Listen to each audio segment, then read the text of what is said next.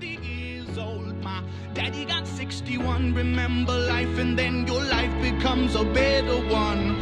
I made a man so happy when